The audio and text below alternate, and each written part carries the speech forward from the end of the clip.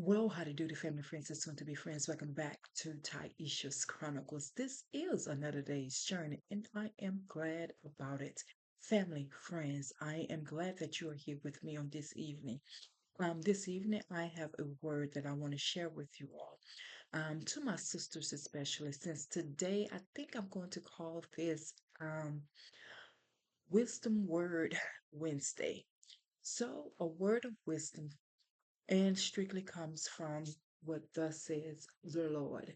I don't want to give my opinion, and I don't want to share anyone else's opinion unless it is written in this book.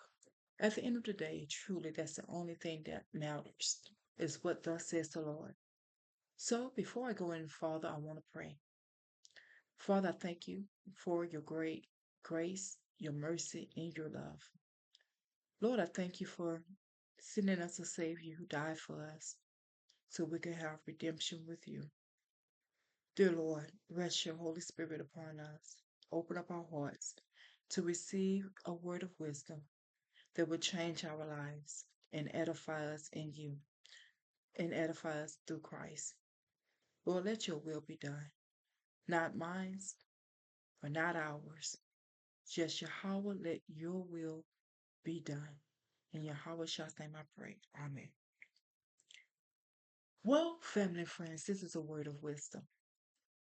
And I open up my Bible and I turn to Proverbs chapter 31. Let's be for real about the subject. Who could find a virtuous woman? The psalmist or the writer is proclaiming that his mother taught him these words. A virtuous woman, a strong woman, a righteous woman. Who could find her? All of us want to say, I'm a virtuous woman. All of us want to live that virtuous lifestyle or um, be known in the communities as a virtuous woman. But when we take a look around in our communities, mothers are fighting against daughters, daughters fighting against mother. There's no respect in the home. Our mothers are raising their sons as little girls and raising their little girls as strong, independent women, so strong to they are masculine. Let's be true. Who could find a virtuous woman? That is a question that we must ask ourselves. A question that calls us to dig deep and requires us to fast and pray. Because if we want to be known as a virtuous woman, the truth of the matter is we must not follow the ways of our mothers or the ways of our communities or our own ways. We must learn to seek wisdom, and wisdom only comes from the Most High. When Solomon became king, he had the opportunity to ask God for anything he wanted. And the one thing he asked for was wisdom to lead his people. Tonight, I advise you and I that we will seek the Most High for wisdom. In the book of Psalms 119, it tells us that give me understanding and I shall survive. Family, if we want to survive, we must we must turn back to the Most High.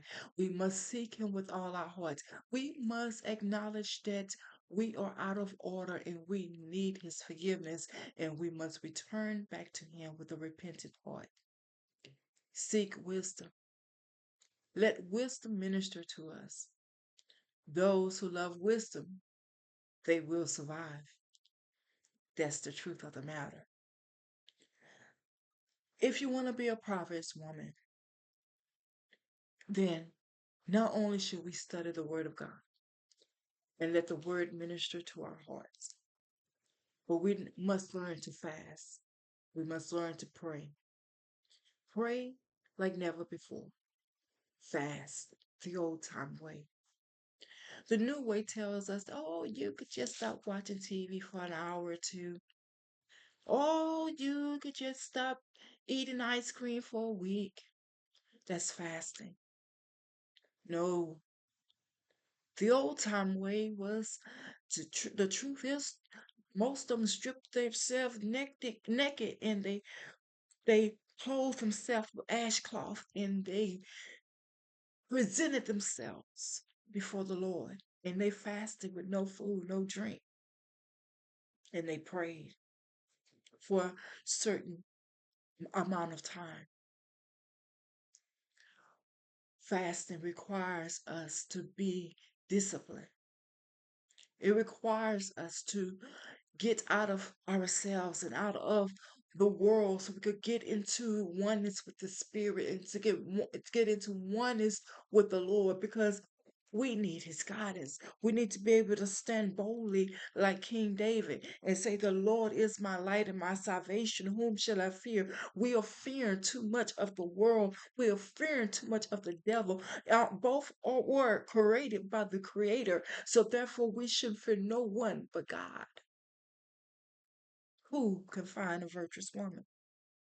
A woman who stands and teaches the word of God in the fear of holiness. A woman who prays, willing for her people and for her children. A woman who's steadfast in the word. A woman who knows order. Order.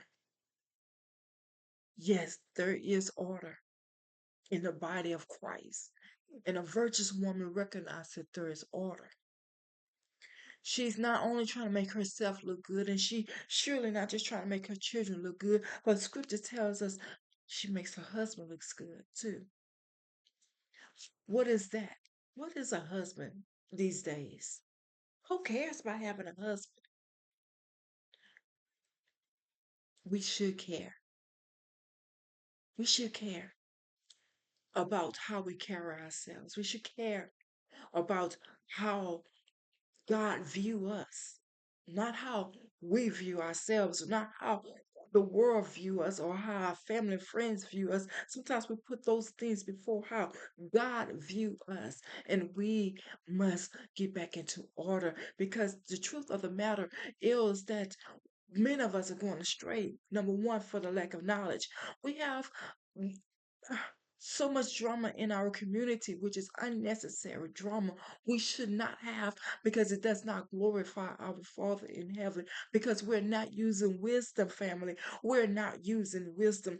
We have people wanting to have children for profit. What I mean by that is their lifestyle is by the amount of children they have because they go and they only have the children for benefits, for child support. I'm not putting anyone down and I'm not trying to say that it's it's wrong for someone to seek child support. I'm not trying to say all that. I'm not trying to put someone down. But what I'm saying, there are those who intentionally. I I saw a video and a young lady said only have one child per father. And I think she had six, maybe eight children. Each of them had different daddies. She said you get more child support that way. That is what I mean when I say for profit. Because God called us to be holy because He's holy. That means we have to abstain from what the world see is right. Because what the world sees contrary, what the world see that is right, it is contrary to what God says. It doesn't line up with what the Most High expects for us. Our community is broken. Our people is broken. We are separated. We are not together. We're not unified because we are not in alignment with what God has said. And we fight against each other. And it's not that the world or other nations have played us against one another. We could say that, but the truth is we are out of order. The truth is, we stepped away from God's commands. The truth is, we are not practicing holiness because our God is holy. The truth is, we have to be accountable for our own actions. And the sad truth is, one person messed it up for everyone else. I remember in reading when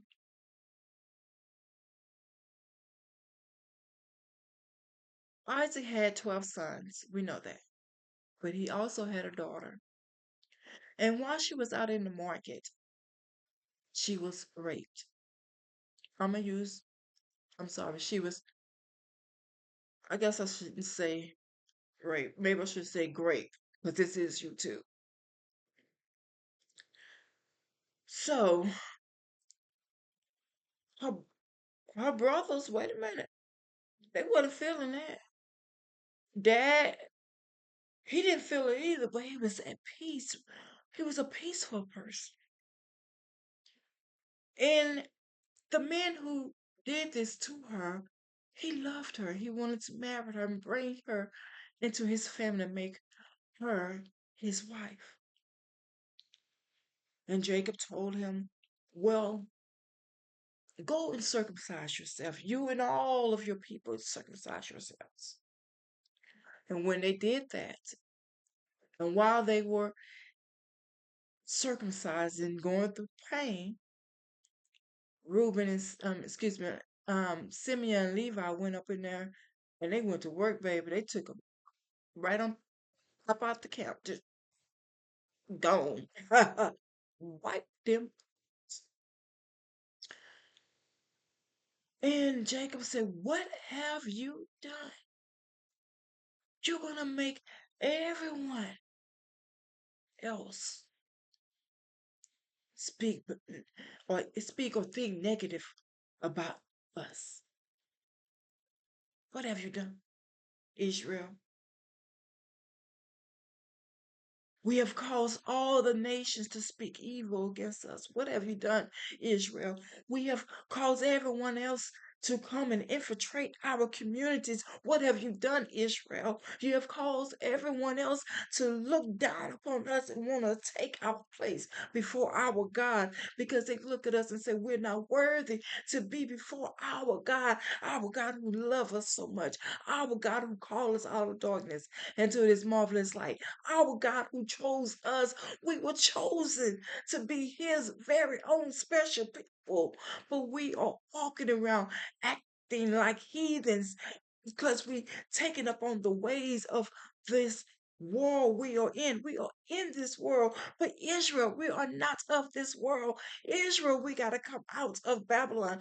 We cannot be out here practicing their beliefs, out here serving their gods and honoring their holidays. I'm sorry, their holy days. We can't do it. We don't even know our own holy days. A lot of us do not.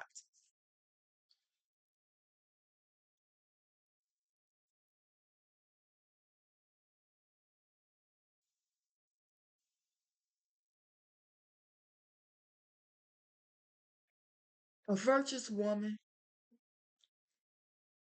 worth more than rubies.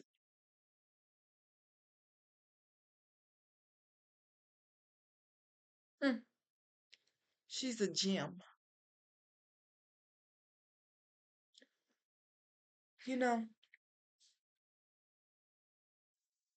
we must get back to the place that we could be the apple of God's eye again. Get back to the place to where we please our Heavenly Father. Get back to the place to where we represent Him with holiness. Reflect His very holy being because our actions line up with who He is. That shows who He is to us in our lives. We have to get back to that place to where when we get ready to lay down at night, we can hear the Lord speak to us in our spirit. Well done. Because when we lay down and we take our last breath, and when it's time to stand before Him, I don't know about you. I want to hear Him say, well done, my good and faithful servant. That is why I'm sharing this message. That is why I encourage you to keep your hands in God's hands, the Most High Yah's hands, to trust Him with your whole heart, to glorify Him in your actions, to represent Him because you dress yourself in holiness, to walk by faith and not by sight, to live by the Spirit, to be guided by the Holy Spirit, to walk in wisdom, to have understanding, to magnify Him because He's worthy. So, my brothers and my sisters, this is tonight's wisdom or word of wisdom Wednesday. Hope it speaks to your heart as it speaks to mine. I hope there's something I said that allows you to come unto the Father just as you are, weary, wounded, and sad. And I hope that you will find in Him a resting place. Because when it's all over, when it's all over, every tear you cried shall be counted, and He shall wipe away every tear from your eyes.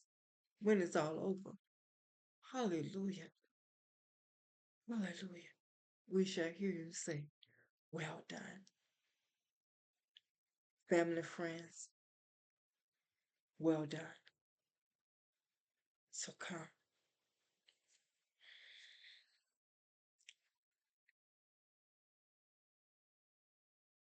Thank you, Yahawah,